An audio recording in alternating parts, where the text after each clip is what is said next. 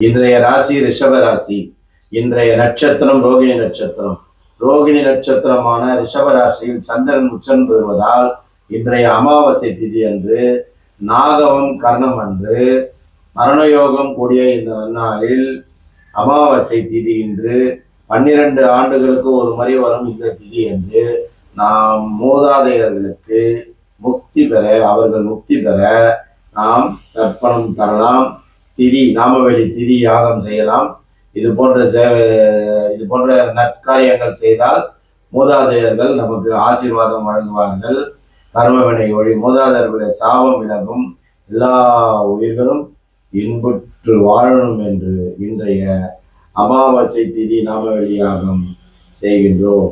அண்ணாமலையார் சேவா அறக்கட்டளைக்கு அன்னதான சேவைக்கு இன்று திருவண்ணாமலை லோக்கலில் உள்ள வியாபாரிகளிடம் பிச்சை எடுக்க சென்றுள்ள மாதாஜி ஸ்ரீதேவி அம்மா, தேவகுமார், பாலகுமாரன், ரோகிணி நட்சத்திரத்தில் பிறந்த ஐயா கந்தசாமி அவர்களும், அது வியாபாரிகள் நன்கொடை தருபவர்கள், வியாபாரம் செய்யும் வியாபாரிகள், நன்கொடை தரும் வியாபாரிகள் அனைவரும் எல்லா வளங்களும் பெற்று வளமோடு வாழ வேண்டும் என்று சங்கல்பம் செய்கின்றோம். சங்கல்பம் சமர்ப்பயாமி.